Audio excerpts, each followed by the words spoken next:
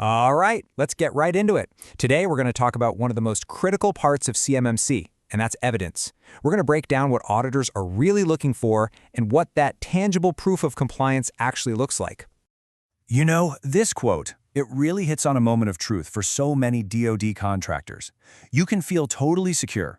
You can believe you've ticked every single box. But at the end of the day, the entire assessment boils down to one simple request. Show me. And yeah, make no mistake, that moment is absolutely everything. It's not about what you say you do or what you plan to do. It is 100% about what you can prove you are doing. Right now, evidence is the final word. And that leads us to the single biggest mistake we see companies make. They just fundamentally misunderstand what evidence even means in the context of CMMC. It's not just about having security controls in place, it's about proving they exist and that they work consistently. So let's talk about what we mean by showing your work. So here's the official definition. The key phrase you need to zero in on is objective proof. That means your evidence has to be factual, it has to be verifiable by someone else, the assessor. It needs to stand on its own without you having to be there to explain what it is. And just as important is what evidence isn't. It is not just telling an assessor, oh yeah, for sure, we do that.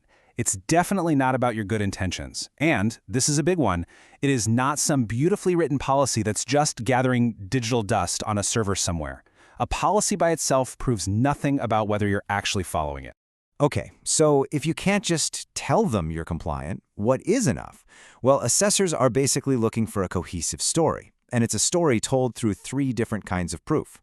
When you're getting ready for your assessment, you gotta be thinking in these 3 buckets. The easiest way to think about it is like this. Documentation is the what. It's the paper that says what you intend to do.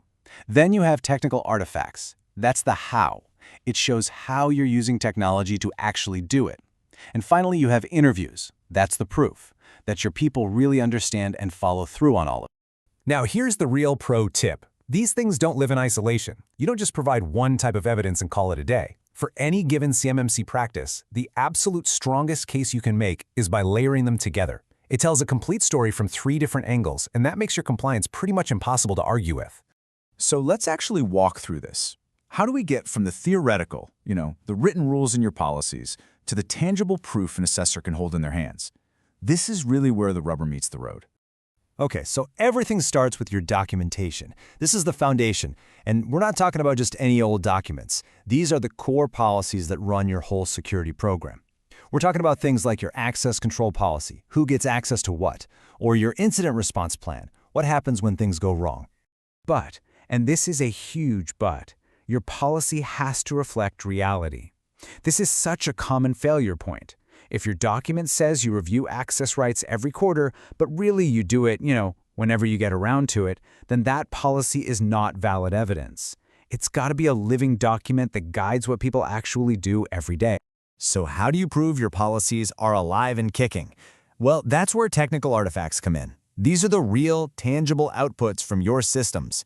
Things like a screenshot showing a former employee's account has been disabled, or a configuration page for your MFA settings, maybe a dashboard from your antivirus software showing every single endpoint is protected and up to date. This is the hard data. And this slide, wow, it really nails the difference between weak evidence and auditor-ready evidence. An unlabeled screenshot, it's pretty much useless. An auditor needs context. What system is this from? When was this taken? Same thing with an old report. It doesn't prove your current status. Your artifacts have to be current, clearly labeled, and tied directly back to the specific practice you're trying to prove. All right, the final piece of the puzzle is the interview. The assessor is going to sit down and talk to your team, your sysadmins, your regular users, and they're going to ask them questions. Hey, show me how you'd report a security incident, or can you walk me through adding a new user? And their answers have to line up with your documentation and what your technical artifacts show. This is the final consistency check that ties it all together. Okay, so now that we've got a handle on what good evidence looks like, let's flip it around. Let's talk about where this all goes wrong. Seriously, understanding these common pitfalls is the absolute key to making sure all your hard work doesn't get tossed out during the assessment. Number 1, and I mean this is the big one. This is without a doubt the number 1 reason for failure.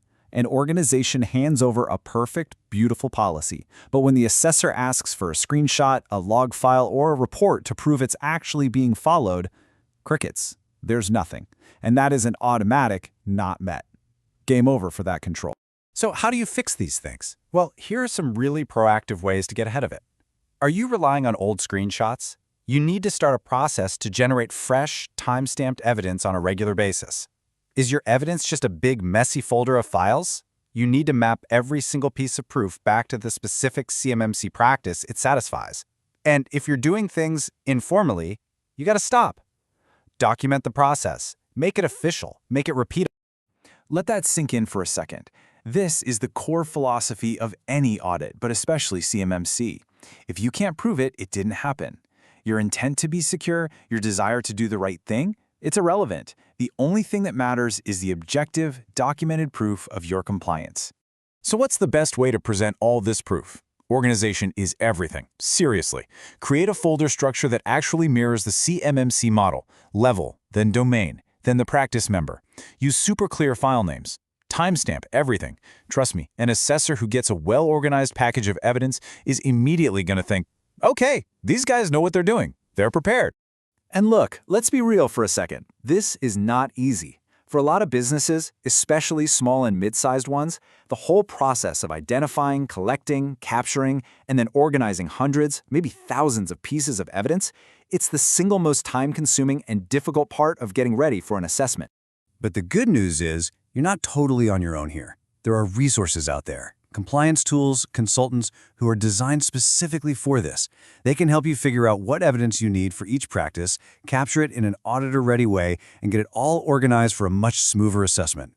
So I'll leave you with this question to think about. Understanding what good evidence looks like is a giant first step. But what about the other reasons assessments fail? Now that you know what to show the auditor, are you ready to think about the bigger picture of how to avoid failure altogether? We'll dig into that next time.